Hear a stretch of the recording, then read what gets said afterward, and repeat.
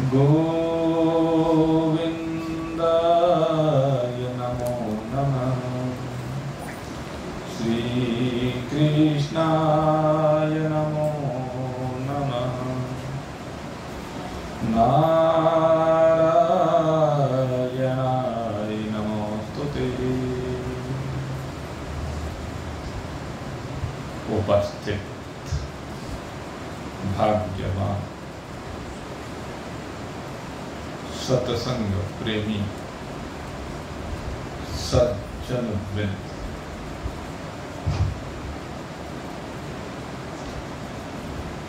नित्य है निरंतर भगवान की महिमा का गुणानुवाद श्रवण करके दिन प्रतिदिन भगवान में हमारी श्रद्धा, हमारी आस्था, हमारी निष्ठा बढ़ती ही जा रही है।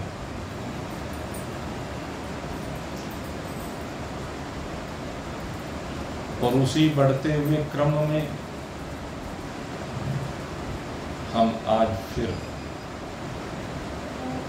अपने पग और आगे बढ़ाते हैं। कल भगवान ने बताया भृगु ऋषि के संदर्भ में, और फिर कहा गिरामस्यमेकम अक्षरम्। कहते जो वाणी है, जो शब्द है, अब इन दो विषयों को लेकर के भगवान इनकी महत्ता का प्रतिपादन कर रहे हैं। अक्षर, अक्षर माने अविनाशी तत्व, क्षर, क्षर माने विनाश को प्राप्त हो जाने वाला, क्षर माने घटते घटते घटते जो विनाश को प्राप्त हो जाए उसको क्षर कहते हैं। और जो कभी विनाश को प्राप्त ना हो उसको अक्षर कहते हैं, अक्षर। हमें सबसे पहला चिंतन यही करना है कि क्षर क्या है। अधिभूतो क्षरो भाव। अष्टम अध्याय में जब अर्जुन ने प्रश्न किए थे तो उसमें अधिभूत को कहा था अधिभूतो क्षरो भाव। कहते जो भी भूत है वह क्षर भाव वाला है, घट जाने वाला है। जैसे घर में आप अनाज रखते हैं, आटा रखते हैं या अन्य भोज्य सामग्री रखते हैं, और जैसे जैसे उसका उपयोग करते हैं वो दिन प्रतिदिन घटती ही चली जाती है, सदा तो नहीं रहती है। तो दिन प्रतिदिन घटना ही उसका स्वभाव है। तो इसको कहते हैं क्षर। घटना माने क्षर हो जाना।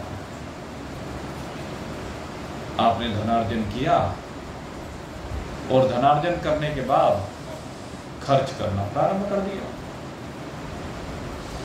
और जब आपने खर्च करना प्रारंभ किया आपके पास चाहे 100 करोड़ रुपए भी क्यों ना हो, लेकिन 100 करोड़ रुपए भी जब घटेंगे तो धीरे धीरे धीरे धीरे समाप्त हो जाएंगे। अगर उनमें नहीं बढ़ेंगे तो घटेंगे।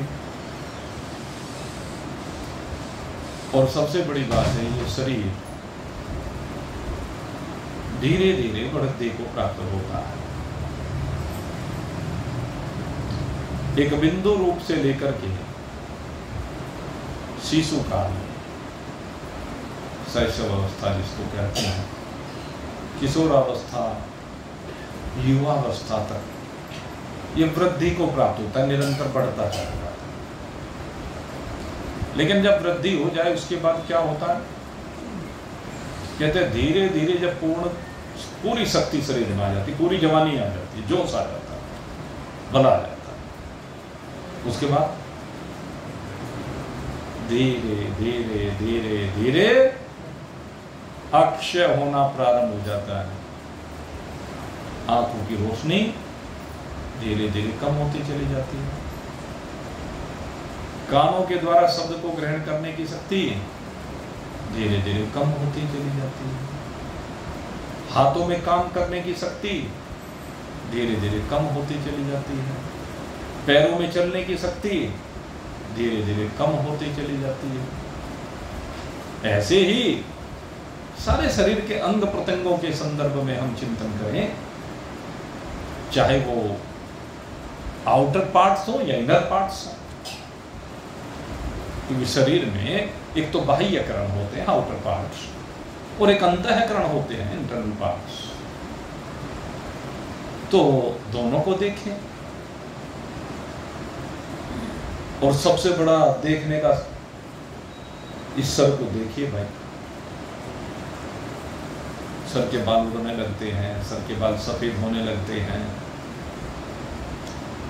जरा कभी अपने जवानी के फोटो को देखिए और बचपन के फोटो को देखिए और अब के फोटो को देखना, आप क्या कहेंगे?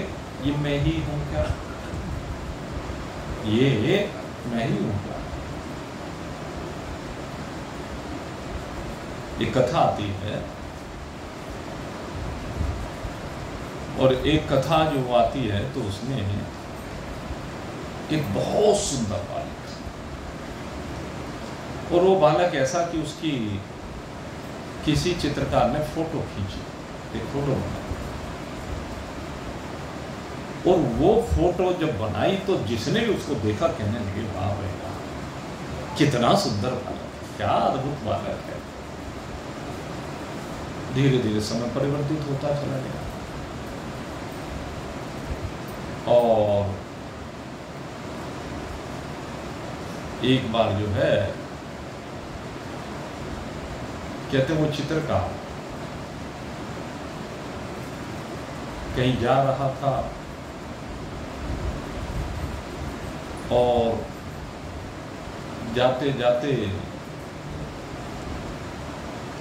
किसी एक बड़े खूंखार व्यक्ति से मुलाकात हो गई, और उसने उसे बड़ा परेशान किया, चित्रकार को मारा पीटा जो भी। उसने कहा भाई तुम ऐसा क्यों करते हो, तुम्हें ऐसा नहीं करना चाहिए, मेरी प्रकृति ही ऐसी है। कहने लगे तुम्हारी प्रकृति ऐसी है, लेकिन तुम ऐसे तो नहीं थे।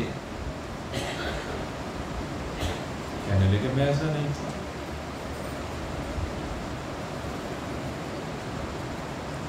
कहने का मतलब यह है कि उन दोनों के बीच काफी बात हुई, फिर दोनों का मिलन हुआ, और मिलन होने में घटना तो बहुत लंबी आती है। जेल में जाता है, डाकू बन जाता है, जज साहब से मुलाकात होती है, लेकिन आखिर में जाकर के खैर विषय क्या आता है, एक फोटो दिखाता है जज साहब को चित्रकार, और जैसे जज साहब ने उस फोटो को देखा कहने अरे क्या खूबसूरत फोटो, क्या दिव्य फोटो। अब दूसरा फोटो चित्रकार दिखाता है, कहने लगे इतना भयंकर, इतना क्रूर, इसके चेहरे से ऐसा लग रहा। चित्रकार कहते हैं जज साहब जरा ये दोनों फोटो इसको दिखाइए जिसको आपने कटघरे में खड़ा कर रखा। और जैसे कटघरे में खड़े हुए उस अपराधी को वो दोनों चित्र दिखाई गए, और वो देख करके फूट फूट करके रोने लगे। जज साहब कहने लगे क्यों रो रहा है? कहते इसलिए रो रहा हूं कि ये संसार कैसा परिवर्तित होता है, ये व्यक्ति कैसा परिवर्तित होता है। कहने क्या मतलब?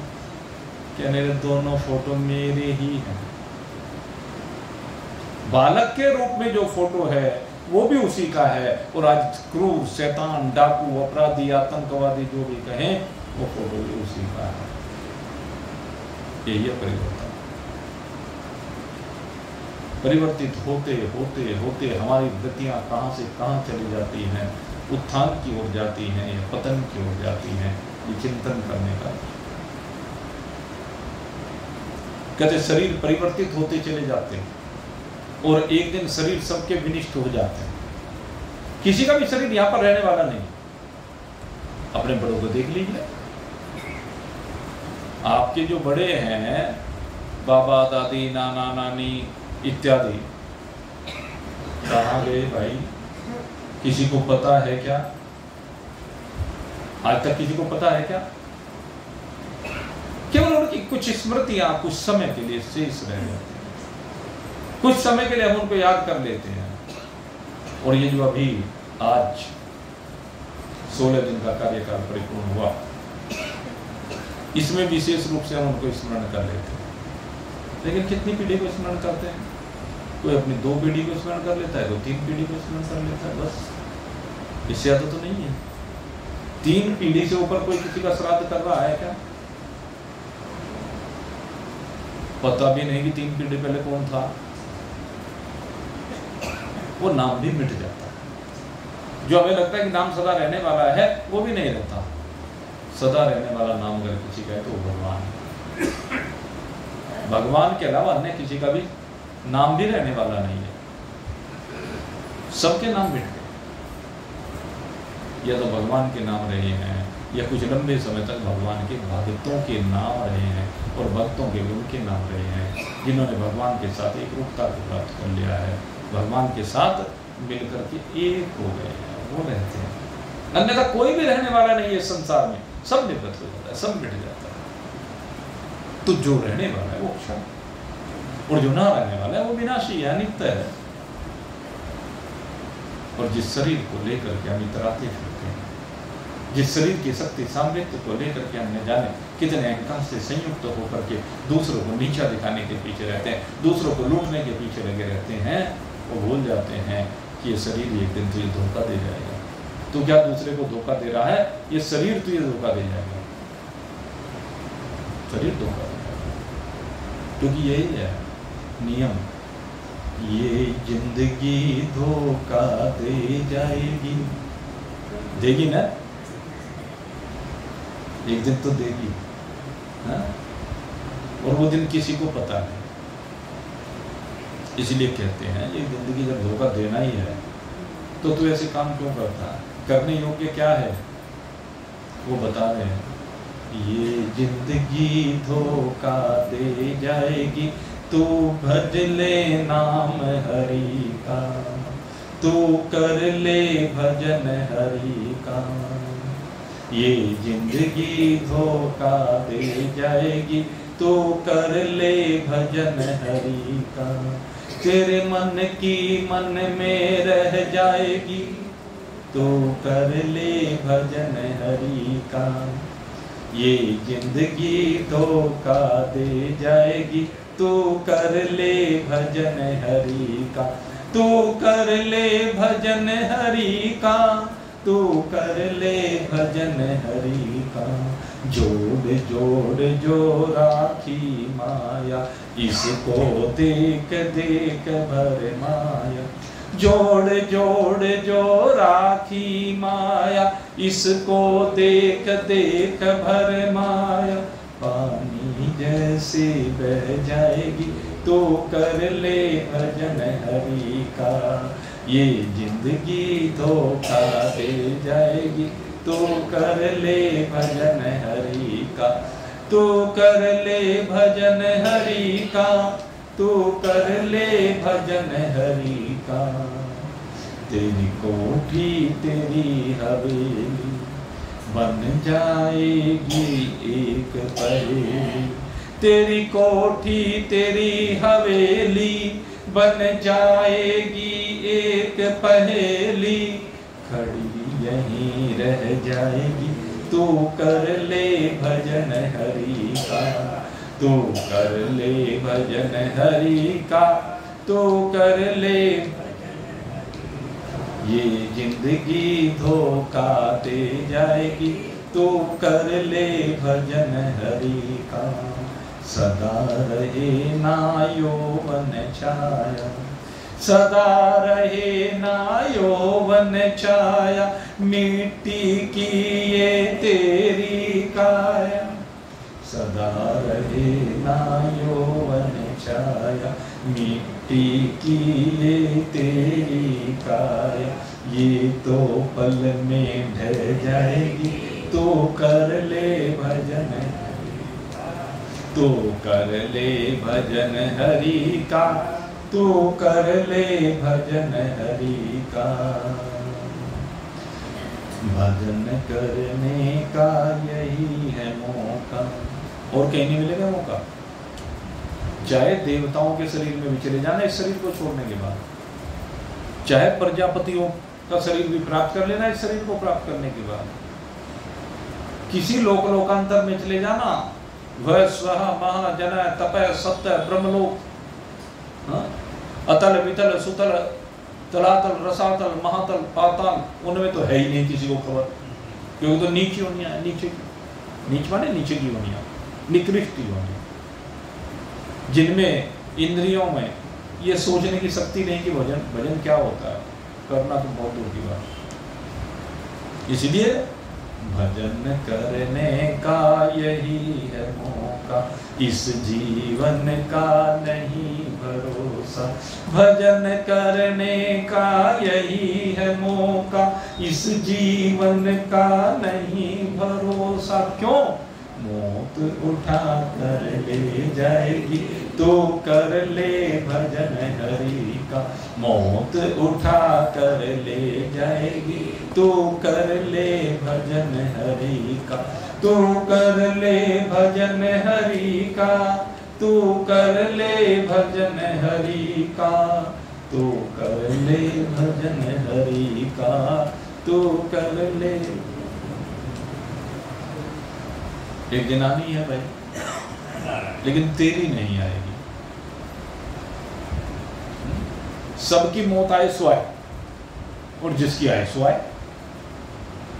लेकिन तेरी नहीं आएगी, इस बात की गारंटी मैं ले सकता।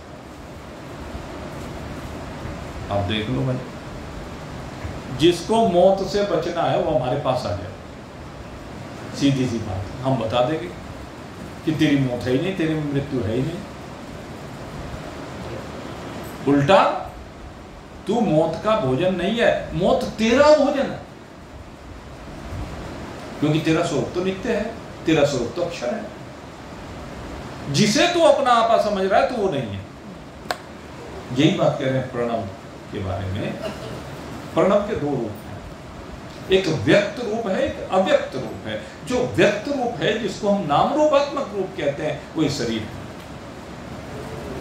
अब जो नाम रूप है वो तो भाई मिथ्या है, वो तो मिटेगा ही एक दिन, उसको तो मिटने से कोई बचा नहीं सकता। और दूसरा तेरी अंतर चेतना है, ये बाह्य जड़ रूप है, और दूसरे तेरी अंतर चेतना है। जो अंतर तेरी चेतना है वही तेरा वास्तविक स्वरूप है, वह तेरा स्वरूप है, जिसको कहा सत्य है, चित्त है, आनंद है। ये तेरा आत्मा है, ये तेरा आत्मा अंतर्यामी अमृत है। आत्मा ही अमृत है, और जो अमृत है उसमें मृत्यु की बात कैसे हो सकती है? अमृत की थोड़ा ना मृत्यु होगी। अमृत तो वह है जो अमर है, जो सदा रहने वाला है, उसकी कभी मृत्यु नहीं होती। तो तू अपने उस वास्तविक स्वरूप को संभाल। अभी तक तू दूसरे को संभाल रहा है, किराए के माल को तो तू संभाले फिरता है, अपने माल को संभालता नहीं है। मिला तुझको किराए का मकान, है मिला तुझको किराए का मकान, क्यों बनाया है तूने यहाँ पर आसियां। जब तुझे किराए का मकान मिला है तो इसमें आसिया बना करके क्यों बैठा है? इसको मेरा क्यों मानता है? होटल में जाते हो तो आपको पता है ना कि कोई किराए पर लिया है कमरा, इसका किराया दे करके यहाँ से जाना ही पड़ेगा, छोड़ना ही पड़ेगा। होटल का किराया बहुत ज़्यादा दिन कोई दे नहीं सकता। और अब तो भाई एक बात बता दे, तीर्थों पर भी जाते हैं ना, तो अब तो भाई आश्रम कम है, होटल ज़्यादा है। आश्रम तो बस एक आध हमारी तरफ ही रह गए अब, अन्यथा तो सब जगह होटल बन गए, आश्रम भी। हमने सब जगह जा करके देख लिया, इतने महंगे कमरे हैं भाई आश्रमों में। एक आश्रम तो हमने ऐसा देखा है जिसमें 10-10 हजार रुपये रोज देने पड़ते हैं कमरे। और अभी नाम तो मैं नहीं लूंगा, एक सज्जन बता रहे थे हमारे नजदीक में थोड़ी ही दूरी पर यहाँ से एक वहाँ भी आश्रम है। हमने पूछा भाई क्या रेट है? कहने लगे वहाँ रुकने के प्रतिदिन 3,000 से 30,000 तक है एक कमरे का। 3,000 से 30,000 तक अगर आपको वहाँ रहना है 1 महीने के लिए। अब 30,000 रुपये का अगर कोई कमरा होगा तो महीने में कितने खाली हो जाएंगे भाई? 9 लाख रुपये। सोचना पड़ेगा जेब में जंग। हाँ, एक कह रहे हैं लाला ये 9 लाख हार देना पड़ेगा 1 महीने का। अब देखो भाई इकट्ठे करो। खैर कहने का भाव क्या है, वो 9 लाख भी दे करके आप परमानेंट वहां नहीं रह सकते। 1 महीना रहेंगे और 31वां दिन होते कहने लगे भाग यहाँ से बाहर निकाल दिया जाएगा। तो ऐसे ही इस शरीर में रहने के लिए जीव एक निश्चित समय के लिए आया है और उसकी अवधि निश्चित की गई है कि इस शरीर में तुझे इतने समय रहना है, इसके बाद तुझे इस कमरे को खाली करना ही पड़ेगा, इस मकान को खाली करना ही पड़ेगा, सराय का वासा। जितने समय के लिए इस जीव को यात्रा करने के लिए, रहने के लिए ये शरीर रूपी मकान दिया गया है, ये एक दिन खाली करना ही पड़ेगा। और अगर ये तो इससे संबंध ही मत जोड़े। कहने लगे जितना संग होगा जिस दिन छूटना होगा छूट जाएगा, जैसे सांप की केचुली अपने आप ही किसी दिन छूट जाती है। आप इसको मानिए मत अपना, ये आपका है ही नहीं। अपनी वास्तविकता को पहचानिए, आप शुद्ध सच्चिदानंद घन ब्रह्म है और उसका विनाश करने में कोई भी समर्थ नहीं है। विनाशमव्ययस्यम्, इस अविनाशी का विनाश अव्यय, इस अव्यय का विनाश करने में कोई भी समर्थ नहीं है। कोई इसका विनाश नहीं कर सकता, इसको कोई मार नहीं सकता। तो ये है आपकी वास्तविकता। अपनी इसी वास्तविकता को हमें समझना है कि मैं आत्मा हूं, और इस आत्मा को समझने के लिए महान पुरुषों की शरण में जाकर के अपने स्वरूप का बोध प्राप्त करना होता है। और इसमें एक बहुत दिव्य सीढ़ी बताई, यज्ञानाम जप यज्ञोऽस्मि। सबसे पहली सीढ़ी है यज्ञ।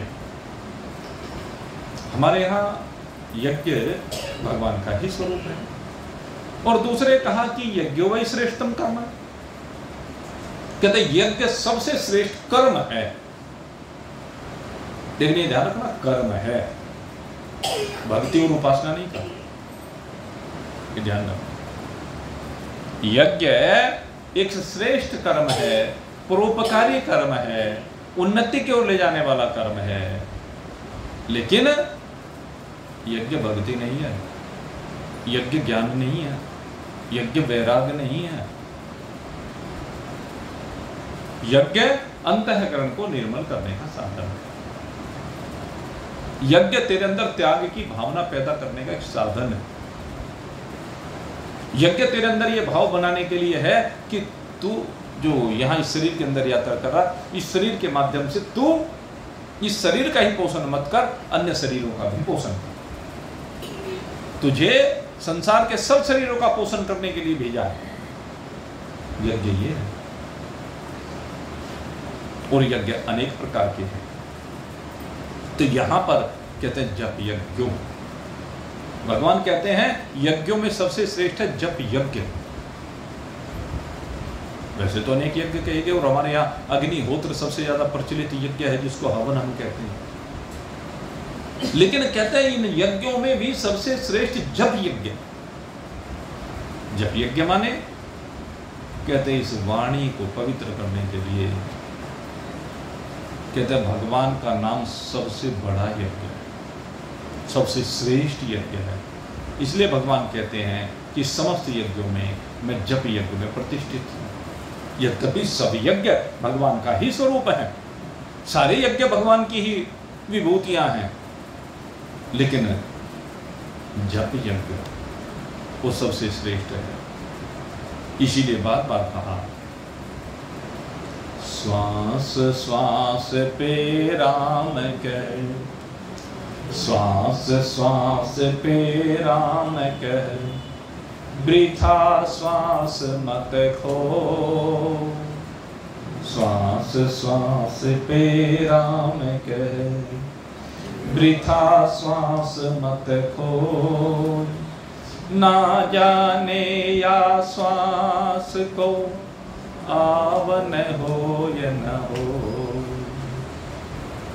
क्योंकि श्वास का कोई भरोसा नहीं, कौन सी श्वास आखिरी हो जाए, कब राम नाम सत्य हो जाए, कोई भरोसा तो है नहीं।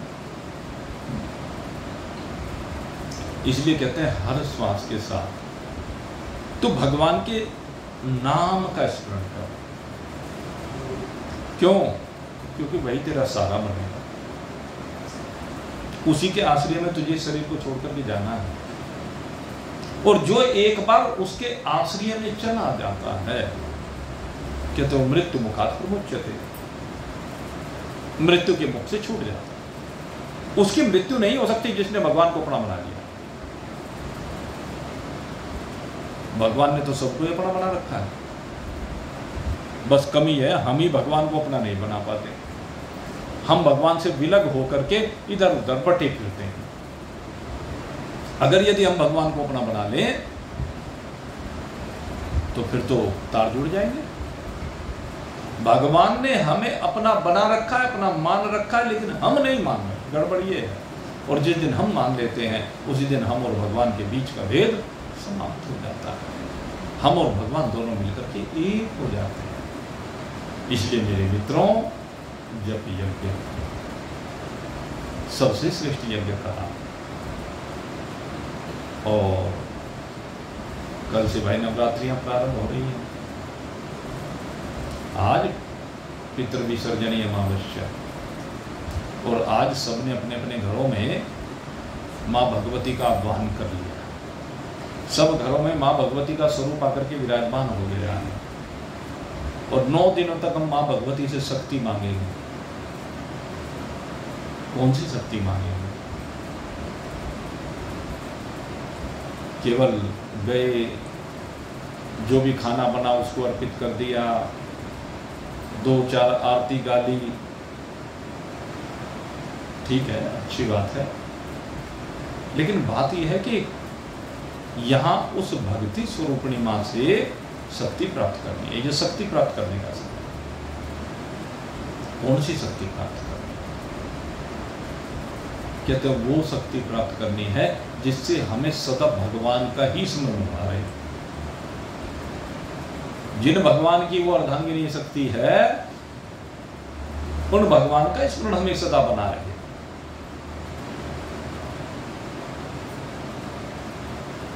इसलिए निरंतर मां से प्रार्थना कीजिए और रोज जपिए, हर घड़ी जपिए भगवान को। और भगवान को किस रूप में जपिए? अब भाई हमारा तो सामयिक जो विषय है, क्योंकि भगवान 12 ज्योतिर्लिंगों के रूप में अब शामली में पदार्पण करने वाले हैं। भगवान का आगमन होता है। तो भगवान का आगमन कब होता है? जब भक्त भगवान को पुकारते हैं। भक्त जब भगवान को पुकारते हैं तभी तो भगवान आते हैं। हम प्रार्थना करते हैं ना, हरि आ जाओ, हरि आ जाओ, हरि आ जाओ एक बार, मेरा छोटा सा संसार, हरि आ जाओ एक बार, हरि आ जाओ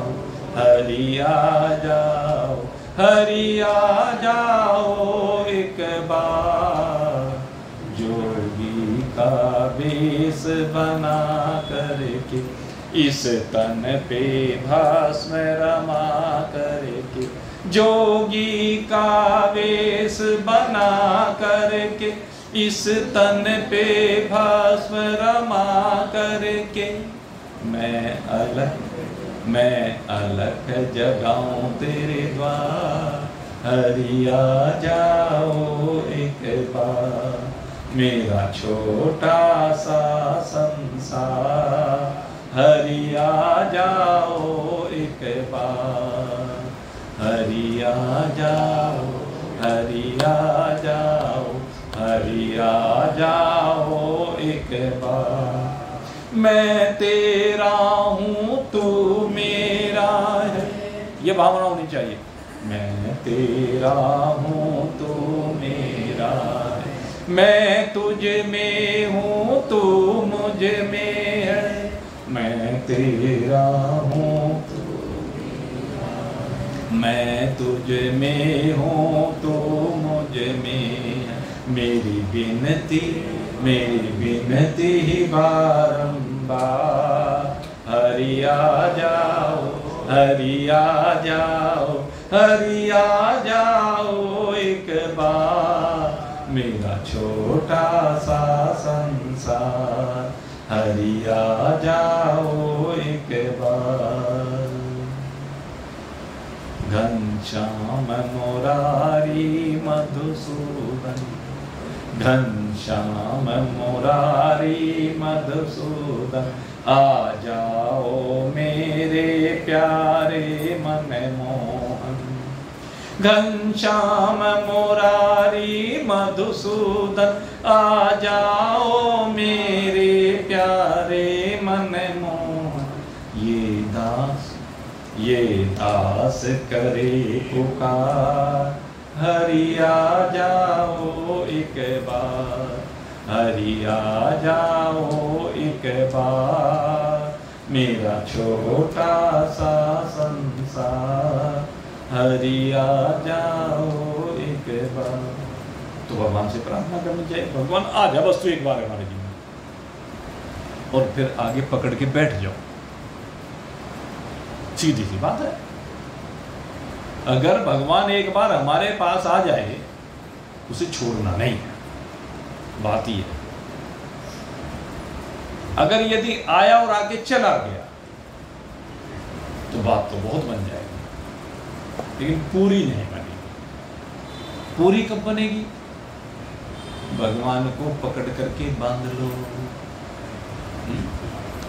लेकिन भगवान को बांधना एक आसान नहीं है। यशोदा मैया ने बांधने का प्रयास किया था, वो माखन की चोरी की शिकायतें जब आती थी, बड़ी परेशान।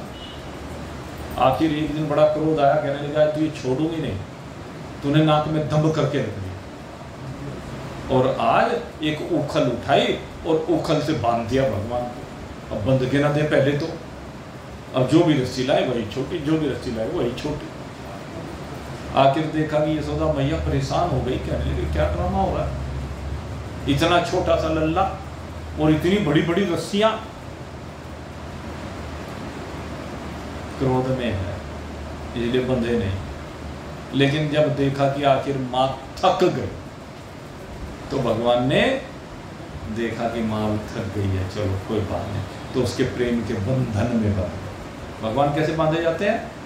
प्रेम के बंधन में बांधे जाते हैं। वो ना, प्रभु बंधे हुए खींचे हुए चले आएंगे, जरा तारों से तारे मिला के तो दे। प्रभु बंधे हुए खींचे हुए चले आएंगे, तारों से तारे मिला के। तो भगवान कब आएंगे खींचे हुए? जरा दिल के तार से तार मिला। परमात्मा के साथ तो दिल के तार मिलाने पड़ते हैं। और ये जो जप यज्ञ मैंने कहा ना, ये जप यज्ञ दिल के तार मिलाने का सबसे बड़ा साधन है। जो आपने सुना है उसको गाइए। राम ही सो मेरी गाइए, राम ही संत तत सुनहि राम गुण ग्राहि। गोस्वामी जी महाराज ने आखिर में जाके ये कहते, राम ही सुमिरिए, राम का सुमरण कीजिए, अर्थात उसको बार बार याद कीजिए। सुमिरन का मतलब क्या है? याद करना। किसको याद करना? अपने स्वरूप को।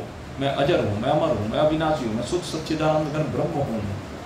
अपनी इस वास्तविकता को बार बार याद कीजिए और गाइए शिवोहम शिवोहम शिवोहम शिवोहम चिदानंद रूपः शिवोहम शिवोहम।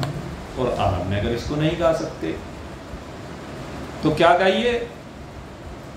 बोलो मन मेरे ओम नमः शिवाय, ओम नमः शिवाय हरि ओम नमः शिवाय, ओम नमः शिवाय हरि ओम नमः शिवाय, ओम नमः शिवाय हरि ओम नमः शिवाय, ओम नमः शिवाय हरि ओम नमः शिवाय, ओम नमः शिवाय हरि ओम नमः शिवाय, ओम नमः शिवाय हरि ओम नमः शिवाय। इसको गाना है,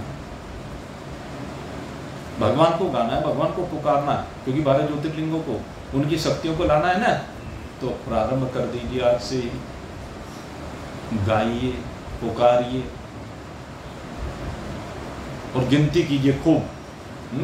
क्या है कि एक टारगेट जब फिक्स कर लेते हैं ना, तो टारगेट फिक्स करने पर फिर उस टारगेट को अचीव करने का मजा ही अलग होता है। इसलिए अब से लगभग 2 महीने के बीच का समय बाकी है, तो आप सबको प्रेरित कर रहे हैं, आप भी अपना सहयोग कीजिए भगवान को पुकारने में। अब जब भगवान श्री कृष्ण को आना था तो कितने ऋषि मुनियों ने पुकारा, तो आप भी पुकारिए। भगवान राम को आना था तो कितने संतों ने पुकारा, आप भी पुकारिए। राम राज्य की स्थापना यूं ही नहीं हो जाती है। राम राज्य की स्थापना के लिए भगवान को बुलाना पड़ता है, भगवान को विवश करना पड़ता है। इसलिए अगर राम राज्य की स्थापना करना चाहते हैं, भगवान की शक्ति को आपको बुलाना होगा। भगवान आएंगे, भगवान तो दौड़े दौड़े चले जाते हैं, होता है ना अभी, प्रभु बंधे हुए खींचे हुए चले आएंगे, जरा तारों से तारे, जरा अपने दिल के तारों से तार मिलाइए, भगवान दौड़े हुए चले आएंगे, बंधे हुए चले आएंगे। तुझे पुकारना है, रोज पुकारिए, जमकर के पुकारिए, और फिर देखना भगवान कैसे दौड़े हुए आते हैं। जब राम जी आए, आपने पुकारा, कितना बढ़िया कार्यक्रम हुआ। एक एक व्यक्ति ने इतना जाप किया। तो अब ये भगवान भोलेनाथ के लिए आपको जप करना है, सबको पुकारना है, क्योंकि भगवान कह रहे हैं यज्ञानाम जप यज्ञो अस्मि। जितना आप जप कर लेंगे उस यज्ञ में, उस जाप में भगवान प्रतिष्ठित हो जाएंगे, भगवान चले आएंगे। स्थावरा नाम हिमालय। और अब इसके बाद भगवान ने जो बात की वो क्या की? अब हिमालय की बात। भगवान अब हमें हिमालय पर्वत पर लेकर जा रहे हैं। कहते हैं हिमालय कितना दिव्य पर्वत है, कितना विशिष्ट पर्वत है। कहते हैं हिमालय पर न जाने कितनी धातुओं की खानें, हिमालय पर न जाने कितनी दिव्य नदियों का उद्गम स्थल है। हमारी जो मुख्य मुख्य नदियां सारी ही हिमालय से निकलती हैं, गंगा यमुना सरस्वती, सबसे 3 मुख्य नदियां तो ये हैं, वैसे तो असंख्य हैं, लेकिन हिमालय पर्वत इससे सबसे मुख्य जो 3 ये नदियां, ये तीनों नदियां क्या हैं? एक कर्म की सूचक है, एक भक्ति की सूचक है और एक ज्ञान की सूचक है।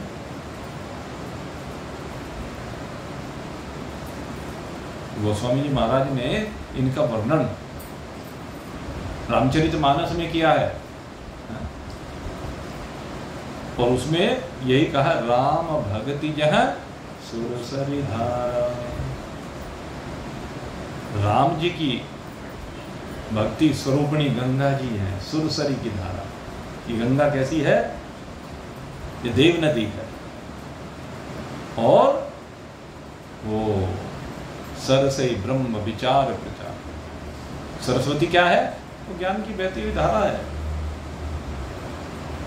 विधि निषेधमय कलिमल हरणी करम कथार विनंदनी भरणी। और कहते हैं जो आपको कर्म योग में लगाने वाली है, विधि और निषेध को बताने वाली है, क्या करने योग्य है और क्या नहीं करने योग्य है। वो क्या है? तो यमुना जी की बहती हुई पवित्र धारा रवि नंदिनी। इसको क्या कहा? रवि नंदिनी कही गई। रवि माने सूर्य की पुत्री। और एक चीज और बता दूं भाई, ये यमुना जी यमराज की बहन भी है। जिस मृत्यु की हम बात कर रहे हैं ना, उसकी बहन है। अगर इसे मना लोगे तो यमराज भी मान जाएगा। अब बहन की बात तो भाई को माननी होती है ना, और यमराज जी तो भाई अपनी बहन से बड़ा प्रेम करते हैं। ये जाती है एक बार अपने भाई से मिलने के लिए, या भाई इसके पास आता है मिलने के लिए। अभी आने वाली है ना भैया दूज, भैया दूज का पर्व इसी में आ रहा है। तो यमुना जी की धारा, तो तीनों की तीनों कहां से अवतरित हुई हैं? कहते हिमालय से। तो हिमालय बड़ा दिव्य पर्वत है, और अगर यदि ये दिव्य न होता तो हमारा सबसे बड़ा तीर्थ भी यहां ना होता। हमारा सबसे बड़ा तीर्थ नर नारायण पर्वत, दोनों के मध्य में बचा हुआ ये बद्रिकाश्रम, जहां पर हमारे भगवान वास करते हैं। हिमालय की पर्वत श्रृंखलाएं कैसी दिव्य हैं कि भगवान ने भी आकर के वहीं आसिया बना दिया, वैकुंठ बना दिया हिमालय। तो उसकी महत्ता का कौन प्रतिपादन कर सकता है? और कहते हैं केवल भगवान ने, विष्णु नहीं, ये नारायण ही नहीं, केदारी हिमवत पृष्ठे, बराबर में केदारनाथ भगवान में विराजमान है। और जहां तक परमानेंट की बात है, वो कैलाश भी इसी पर है। जहां पर भगवान भोलेनाथ रहते हैं, वो कैलाश का शिखर हिमालय का ही एक भाग है। तो ऐसा दिव्य पर्वत है स्थावराणाम हिमालय, बड़ा दिव्य पर्वत है, जहां पर भगवान शंकर ने भी अपना निवास बनाया है, जहां भगवान नारायण ने भी अपना निवास बनाया। इसकी महिमा का कहां कौन वर्णन कर सकता है? कहते हैं जब इसको देखते हैं, इसके गगन चुंबी शिखरों को देखते हैं, और जिस समय प्रातःकाल सूर्य की किरणें इसके ऊपर पड़ती हैं, तो लगता है कि सोना उगल रहे हैं। बड़ा सुंदर लगता है, ये दृश्य बड़ा मनोरम है। और जब भी किसी कवि ने प्रकृति का चित्रण किया है, प्रकृति का वर्णन किया है, तो इस हिमालय का वर्णन किया है। प्रकृति का चित्रण करते हुए हिमालय की शोभा का वर्णन ना किया जैसा हो ही नहीं सकता।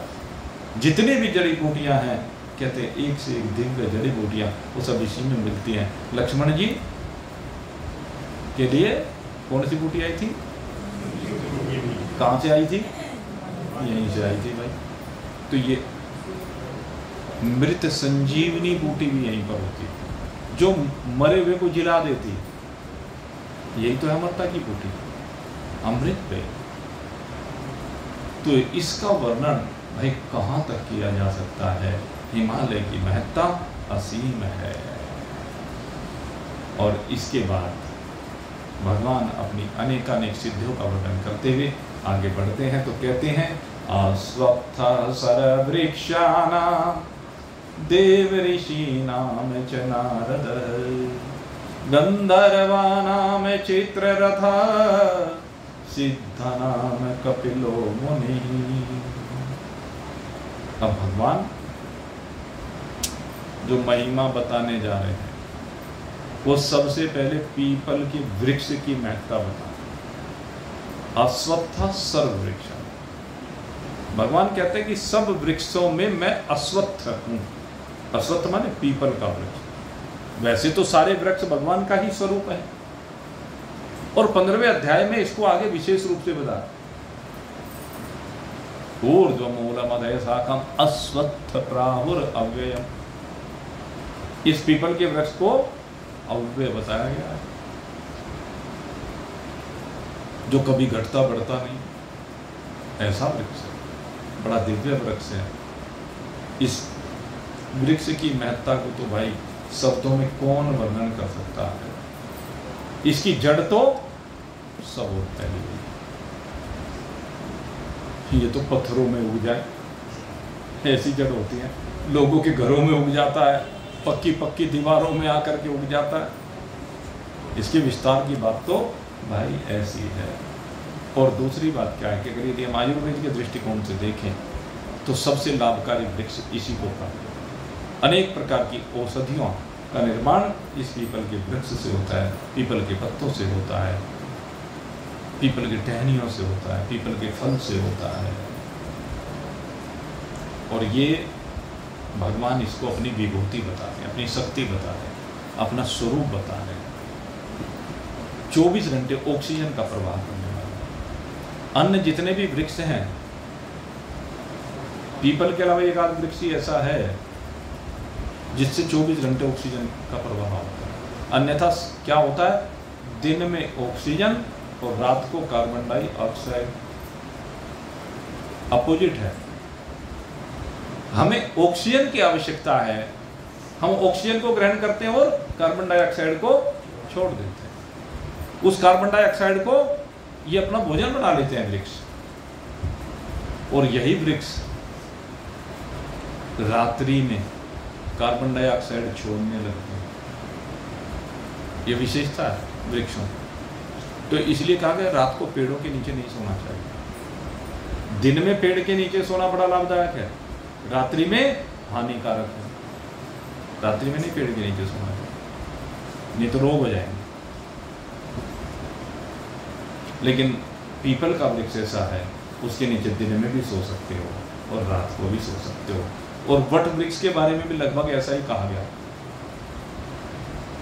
अन्य कोई वृक्ष इस तरह का नहीं आता है। खैर, इनकी महिमा भगवान बताते जा रहे हैं और इस महिमा को आगे हम और बताते रहेंगे।